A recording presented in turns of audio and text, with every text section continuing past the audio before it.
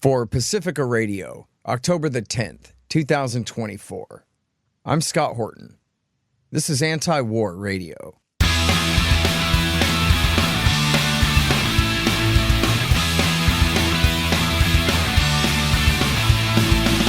All right, y'all, welcome to the show. It is Antiwar Radio. I'm your host, Scott Horton. I'm the editorial director of Antiwar.com, and I'm the author of the book Enough Already, Time to End the War on Terrorism.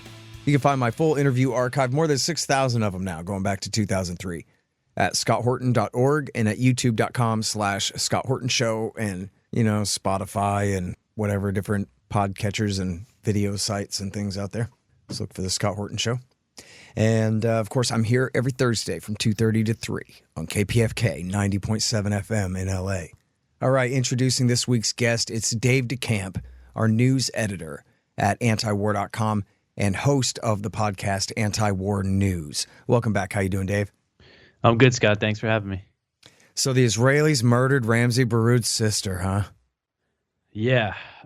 This is our story, picture story at Antiwar.com today. Is a picture of his sister, Dr. Soma Baroud, and he says that she was killed while she was in a taxi in the Khan Yunis area, and that she was killed along with 6 other innocent people. Ramsey put out a little post about it. And people know, if you listen to the show, you know Ramsey. He's a frequent guest. He's a regular contributor to Antiwar.com. So a real tragedy for him. Yeah, and I don't believe that this is his first loss in this slaughter either. Did the Israelis even bother making any excuses they were targeting a militant or anything? I haven't found any detail, like any statements from them about this specific strike. All right. I guess in the scheme of things, there's every reason to suspect that this was deliberate. The Israeli government has been murdering journalists and family members of journalists for the last year straight, unapologetically. Mm-hmm. And so if they were to target Ramzy Baroud's sister, well, 1 for being a doctor and 2 for being his sister, I'd believe it. Yeah, Ramsey, the Palestine Chronicle, which he runs, they've been providing a lot of coverage of stuff happening on the ground in Gaza. They had reporters there. They recently had a woman who worked for them was recently killed by the IDF. Their stuff has gotten a lot of traction over the past year, so it's certainly possible. There was just a 19-year-old journalist in northern Gaza who was killed after receiving threats on WhatsApp. He was getting these messages, if you don't stop lying about Israel, you're going to pay. And then he ends up dead, a few days after that. So it's certainly possible. I definitely would not rule that out. Yeah. Remember, everyone, when this war started a year ago, they said Hamburg, Tokyo, Hiroshima, Nagasaki. If you guys can do Dresden, then we can do whatever we want here. And you're just supposed to be too ignorant to know that America and the world implemented the Geneva Conventions since then. It's illegal to do that to somebody's city, to somebody's civilian neighborhood. But here, the Israelis are absolutely unapologetic. Yes, they deliberately kill civilians. Lady doctor, blow up her car. Of course. She's no less an enemy to them. Yeah, and I think the big important update to talk about now when it comes to Gaza is what's happening in northern Gaza. This past weekend, they ordered, a new evacuation for all of northern Gaza, all the areas north of what's called the Netzarim corridor, which is this strip of land that the IDF has basically bulldozed everything. They set up military bases, and they're telling all the Palestinians north of that to go south. So once they go south, they won't be able to go back. They know that there's no real safe place for them in the south. I know it looks like some Palestinians have been on the move, but for the most part, a lot of people are staying. And this appears to be the first part of this big plan that was drawn up by these retired Israeli generals known as the Generals Plan. And it's essentially an ethnic cleansing plan for northern Gaza. The idea is to move all the civilians, give them an evacuation, and then after a week or so, declare all of northern Gaza a closed military zone, which means you can shoot and kill anybody that's left, and then impose like a full siege, a full starvation blockade to starve anybody who's left. So kill or starve everybody who's there. And, Israeli media is saying that they're essentially starting this. They're going a little slower than, the plan really calls for, just so they don't get too much heat from the world. But this is a perfect time for them to do this. This is, with everything happening in Lebanon and the tensions with Iran. And right now they're focusing on the Jabalia refugee camp. They're completely surrounded, and it's just a total nightmare. They've ordered 3 hospitals to evacuate all the patients, and those patients include newborn babies. So it looks like they're carrying out their final solution for northern Gaza. And then the plan calls for, okay, once you're done in the north, you start moving south. Right. And now, so I think we talked about this a few weeks ago, where Danny Davis, who's an Army lieutenant colonel, he was being, arguing all other things being equal. If you were trying to do a counterinsurgency strategy, and you got to hand it to him, the Gaza Strip is a pretty small place. So if it would be possible for a foreign alien society to wage a counterinsurgency campaign in a place, like this is maybe the most likely place for it to be able to succeed, if only because of the size and relatively small population compared to, say, for example, pacifying Afghanistan. But then what he said was, if they were going to do that, then it would make sense to force people into this side of this quadrant behind this line and then filter people back and forth so that they're able to get the fighting age males and hopefully most especially the actual Hamas fighters out while protecting everybody else. And then the idea would be, in counterinsurgency is to try to sell the women and children and elderly on the idea that we're your security force now, not your men. And you're just going to have to get used to that. And this is the way it is. And they're not even trying to do that. They're just chasing them to and fro, bombing the crap out of them here, bombing them there, go to this safe zone, then they bomb the safe zone. So now what you're describing sounds like someone is actually trying to apply some sort of scientific technique to what they're doing here. But in fact, like you're saying, it ultimately sounds like just further cleansing. They're going to remove these people, not filter back the safe civilians, but just push them further south and keep them there. Maybe bulldoze all that land and build some condos there, just like Jared Kushner said. Yeah, I mean, it's clear that that's what the people in the Israeli government ultimately want to do. And again, this is kind of the perfect time for them. Biden, Harris, they're not going to alter their support for Israel between now and the election. And especially if things really pop off here with Iran. I mean, we're basically expecting an Israeli attack on Iran to happen any moment. And if that really blows up, then, nobody's going to be looking at Gaza.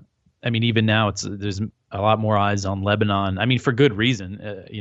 The escalations in Lebanon have been very serious. But, you just go back to a few months ago, it seemed like there was just a lot more pressure and kind of attention on Gaza, and that's been lost. So it's Netanyahu certainly sees his opportunity. All right. Well, I know that Biden and Harris did a phone call with Netanyahu, and they published a readout. What did we learn from that? I mean, the readout wasn't much, but what we learned from the Axios report, and you could kind of figure this out from the readout, was that basically they discussed Israel's plans to attack Iran. Israel, they're saying that they're going to respond to the Iranian missile barrage that was fired at their territory last week that came in response to a string of Israeli assassinations and escalations in the region. And the U.S., did directly intervene to shoot down some missiles, but some missiles did make impact.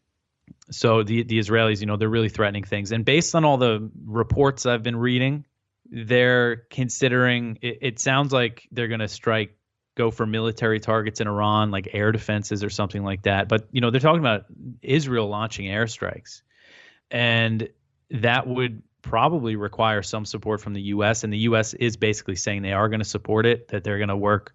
Jake Sullivan, after the Iranian attack, the first thing he said was, we're going to work with Israel to make sure there's severe consequences for this attack. The worst case scenario, I think, is that there are some reports of this, that the U.S. is considering direct airstrikes of its own against Iran. And I think that's less likely to happen than just intelligence support, but they're talking about it. Well, and did I read this right that they were saying, well, maybe we ought to go ahead and bomb them so that we're the ones picking the targets, not the Israelis, and we'll do a more judicious job of airstriking? Yeah. I mean, I think that's kind of the attitude. There's this report that the U.S. has offered compensation for Israel if they hit basically U.S.-approved targets, if they don't go too far. The U.S. doesn't want them to hit the nuclear facilities. I don't think they want them to hit the oil facilities. So the U.S. is trying to control it by offering them some more military aid, which is just crazy. And then, well, you talk about the flea wagging the dog. Hey, Israel, we know you're going to bomb Iran and drag us into a war, but please, here, I'll tell you what, here's some American taxpayer money. Not that they need any of their own money. You can have it if you promise to just bomb this, not that. Mm-hmm. Yeah, that's the attitude here. This is amazing. I know this is controversial, but I don't think Joe Biden is a very good president. Yeah, no, me neither. And I mean, from Iran's, what they've been saying, I mean, it sounds like, that they're not going to restrain themselves. I mean, that's what they've been saying. Basically, any Israeli attack, they're going to hit back. So I think there is a real risk here. Whenever we talk about this, at least a few months ago, there was it was clear that the Ayatollah did not want war with the U.S., but with everything that Israel's just done recently, I mean, killing Nasrallah, bombing the hell out of Lebanon, basically invading southern Lebanon, I think he's thinking now, the war's coming to him, whether he likes it or not. I mean, when we talk about Iran and Israel, it's not like I can't imagine any ground fighting between them really, but I can imagine this turning into just really heavy missile strikes back and forth. And then, Iran's allies, the Shia militias in Iraq and Syria might really get on the fighting, maybe pour into Lebanon or something. So it seems like this is the direction that we're headed, and the U.S. is right there with Israel. There's been rumors about this for a long time, but I wonder what is the extent of Hezbollah's infiltration in Europe in terms of actual fighters, so-called sleeper cells, who'd be willing to hit soft targets in the event of a war. It's got to be something, I didn't see this, but I was talking with Eric Garris from our boss at Antiwar.com, and he told me he was watching Fox News, and when Iran fired their missile salvo at Israel, which was, a few hundred, that the Fox News lady declared, see, this proves that they want to kill every last Jew in the world. This is what? What is there? How do you figure correlation there? Meanwhile, the fact is the Iranian Revolution was in 1979, and they have done everything possible to avoid war with the United States and haven't done really a thing besides retaliatory missile strikes against Israel for my entire lifetime since I was 3. So if they get into a war with Iran, we know who started it and why. It ain't like the Ayatollah's been biding his time until he gets the opportunity to attack Israel. That's not what's happening here. So it's just another major example on an unlimited pile of Israel's interests being absolutely diametrically opposed to those of the American people in our country. And you saw Kamala Harris in her 60 Minutes interview. She was asked, who is the greatest adversary facing the U.S.? And she said Iran. And her reasoning was the missile attack on Israel. So, yeah. Which at least she didn't say Russia. I don't know. Because, hey, at the end of the day, Iran doesn't have nukes. So what the hell, Dave? We can fight them, right? Mm-hmm. We'll only lose a few tens of thousands of guys rather than our major cities and millions and millions. Yeah. Well, the official line from the U.S. is that China is the greatest adversary, actually. But, it goes to show that missile attack, and this is one thing, when we saw in April when Iran first attacked Israel in response to them bombing their consulate in Syria, there was kind of it seemed like a lot of criticism, a lot of pressure on Biden from Democrats in Congress over arming Israel. But then right after that, they all fall in line except a few of them. So, Israel kind of gets a boost in U.S. support from these Iranian attacks. And we saw the same thing with this.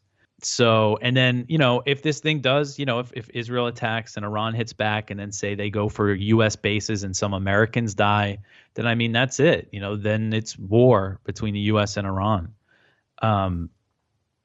It's just, I can't believe that we're actually in this position.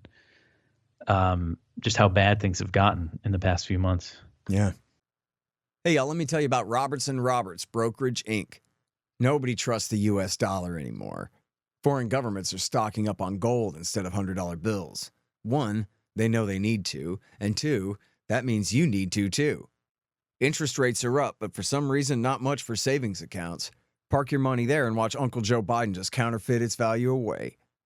You can see how the Fed is afraid to raise rates to beat inflation for fear of popping the current bubbles, at least before the election.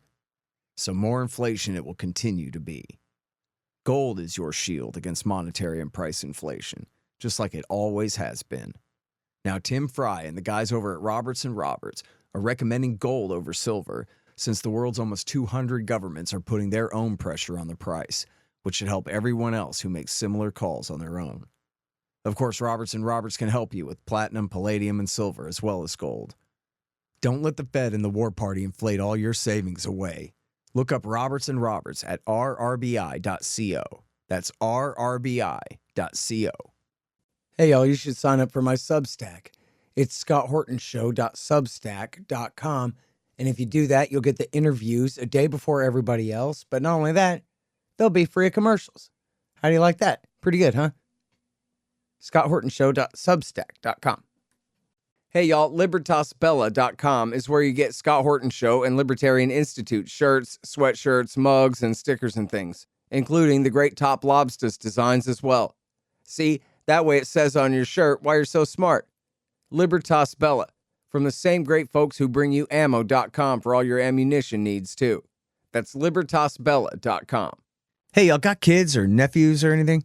You know about the Tuttle Twins books, right? Libertarian lessons about life, liberty, truth, and the state. It's really great stuff. And hey, did you guys know I'm a Tuttle Twin? Or, well, I'm a character in their world now. Skater Scott, local vert dog and anti-government know-it-all. They introduced me in a short book last year, and I hear they're going to develop my character's story a bit more in the future. Cool, right? Anyway, they're now celebrating 10 years and having sold millions of these books. And now they're giving away a free magazine at TuttleTwins.com/10years. There's no shipping charge, and they're not going to ask for your credit card. It's just a free magazine. The gimmick is that inside the magazine, they've got a really great deal to get all the books. The best deal they've ever offered, which you will certainly want to take them up on. So go to TuttleTwins.com/10years for your free magazine, and someday, hopefully soon, you and your kids will be reading all about the libertarian antics of cartoon me, along with all my new pals. That's TuttleTwins.com/10years. It's amazing. I saw someone had sent me a clip, and, this is Donald Trump's deliberate style, is to just be on all sides of all issues. But it was a quote of him saying, we just need to make a deal with Iran and solve this thing. And I'm like, what? Yeah. What?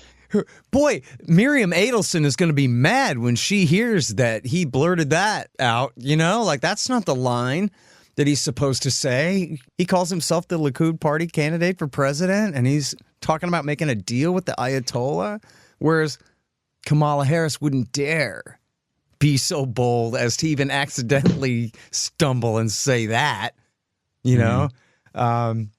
But then it's just amazing to see the contest between these two for who can be the most craven before Israel, and right at their absolute worst, when Israel is acting as bad as they have in their entire history. You know what, Dave? And I saw this week, is the saddest thing I ever saw. Nicholas Kristof write in the New York Times, which is really saying something. He said, boy, this war could really end up costing Kamala Harris some votes in Michigan. And I'm just like, what? In Michigan? What, because there's Arabs and Muslims there? What about the other 350 million of us? Nobody cares about this? This was an issue when it wasn't Kamala running for president. When it was Joe Biden, it was genocide. But now it's fine. I don't know how anyone in this country could be a liberal Democrat. I would have such a headache. My God. I mean, it's sad how this kind of became a non-issue. You know, for a moment, it did seem like it was going to be a big problem for the Democrats, but everybody's kind of fallen in line. I mean, except for people who are really affected by it. And of course, people who are really opposed to it. But yeah, it just doesn't seem like, I mean, it's really that much of a factor in people's vote this year. And, again, all this stuff we're talking about, I mean, the consequences for the U.S. could be catastrophic, like soon. I mean, the situation right now in the region with Iran.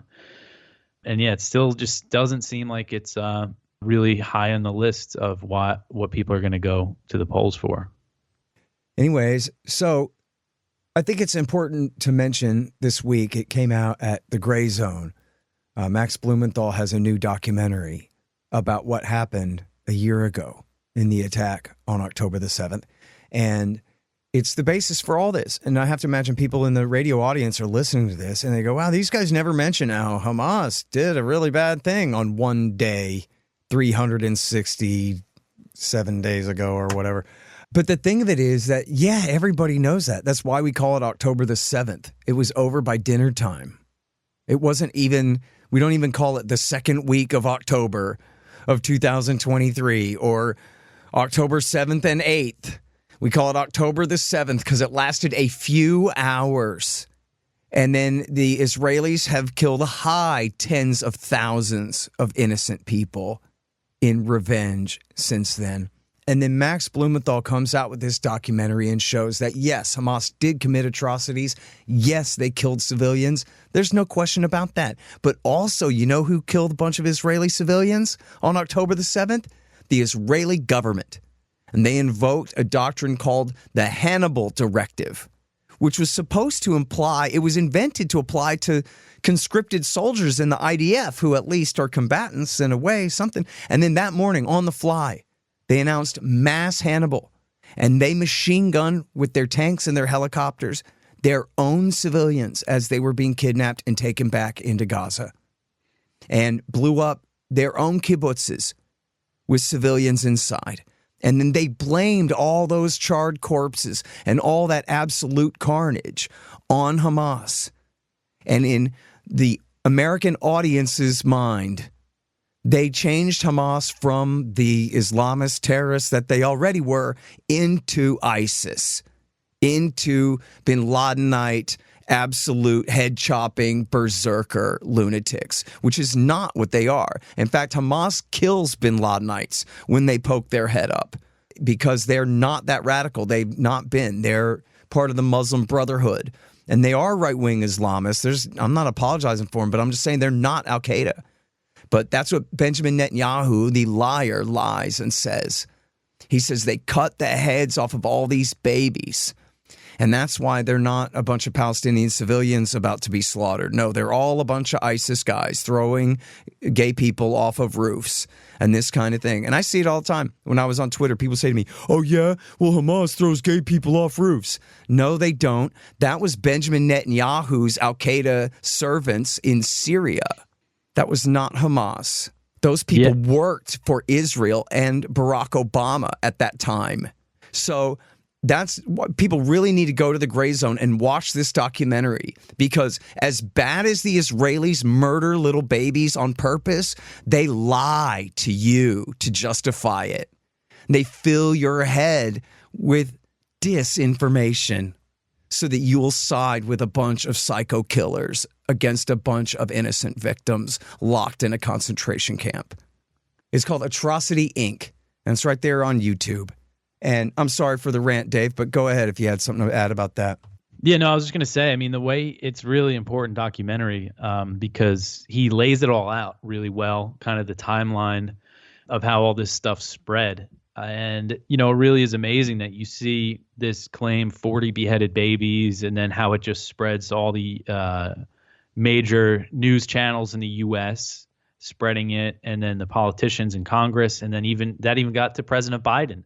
Biden claimed that he saw pictures and videos of children being beheaded and then the White House later walked it back because they knew it was fake. But he claimed that in one of his big announcements, one of his big addresses, talking about how the U.S. was going to, give all this support to Israel. So, people hear that. People who don't follow this stuff, who don't see the retractions, they see that, and it gets in their mind. Yep. And it stayed there for a year, right? Because, it's the famous Mark Twain saying about a lie gets around the world before the truth has a chance to get its boots on. And that's exactly what happens here. And as my wise old friend Shauna said when they were lying us into Iraq War II 25 years ago, that, see, they don't care if their lie gets debunked later that day or the next day. All that matters is people buy it long enough to get that emotional reaction, that dopamine hit off of it. Oh, my God, did you hear Saddam Hussein throws dissidents in a giant human shredder? And you go, oh, my God, somebody's got to do something about that guy. And then later they go, come on, that's such a lie. And you go, yeah, but still, he is pretty bad, though. And the lie still stuck anyway. And that's how it worked. And that's how America attacked, the fifth weakest country in the world 25 years ago in Iraq War II. And that's how the Israelis justify what they're doing to the Palestinians now. They pretend, as Blumenthal says, and Blumenthal is great, I disagree with him about some political issues and whatever, but as a journalist, he is reliable. And he just goes, look, what do they just, they describe it like it's the Texas Chainsaw Massacre, what Hamas did there. But that's not true.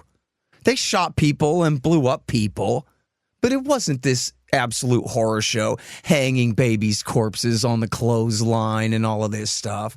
This is obviously embellished propaganda. And I don't know about you people in the audience, but I hate it when people lie to me. And the fact that the Israelis lie all the time, that they bear false witness against their enemies, would seem to indicate that they know that they are the guilty aggressors. And I don't know how any Americans can tolerate it. Somebody lies to me 2 or 3 times, you got a lifetime vendetta. I can't stand it. And trying to get us, the whole purpose of the lies is to make us agree with them and hate the Palestinians and support their murder of these innocent people. Doesn't work on me. And you see in that documentary the rescue workers from that Zaka group, and then there's a few others. This just completely outlandish stories that they told, and then there was never any evidence. No bodies ever matched any of the gruesome stories that they told us. But you saw Anthony Blinken in testifying to Congress and repeating these stories. Right. And it's all over. I mean, you always hear that whenever you see like people go on these shows to like debate this. I know Piers Morgan always has people on. Dave Smith goes on there a lot. And what do they always shout people down with? The Israel supporters, all these kind of just like lurid tales of. They did this to Aramate recently when he was on, and he denied. He said that's not true, and of course that's it. Oh, now you're a Holocaust denier or whatever, and they just use it to smear anyone who opposes this thing. So it is really important. And again, I was really happy he made it because I knew about that stuff, but like just the way he lays it out, like the timeline, and how they kind of rolled out like the mass rape claims, kind of a few months in when people were like really becoming horrified by what Israel was doing. That's right. Everyone remember the name Jeffrey Gettleman. He's the fraud at the New York Times who made his career justifying George W. Bush's aggressive war against Somalia with his lies. And then here in a massive front page story at the New York Times, which then becomes, even the New York Times says or whatever, even though that's the worst Zionist rag in America, this side of Fox News. And that was what everybody cited. And Max Blumenthal just absolutely debunks Jeffrey Gettleman's total fraud and the New York Times' absolute lies about this mass rape campaign. And seriously, like whatever. It's not a matter of apologizing for Hamas. It's just a matter of saying the Israelis are liars and they make up lies. If they made up a lie about someone that you already hate, doesn't make it true. And they went on to basically do all the things that they accused Hamas of, killing. I mean, again, the numbers are just completely astronomical compared to October 7th. But I mean, the brutality, these pictures and images we see from the airstrikes on the children and babies being killed. Tens of thousands of babies killed. Tens of thousands of babies torn to shreds.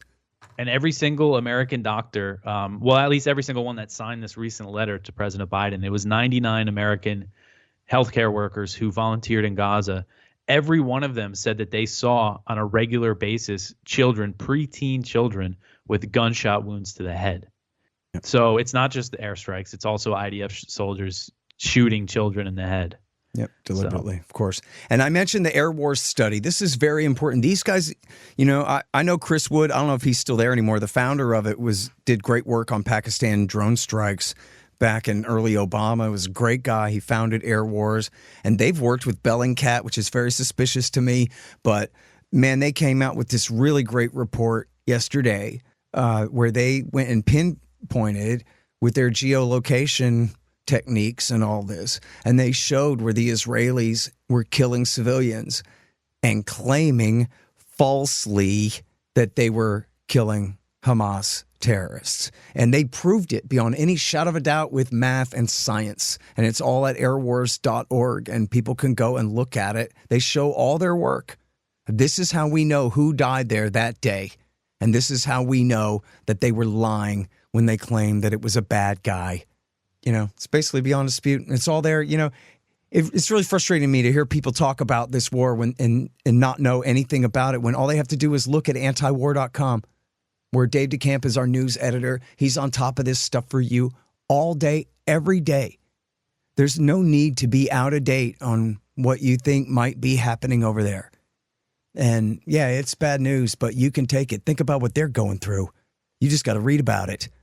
And it's important that we bear witness to this.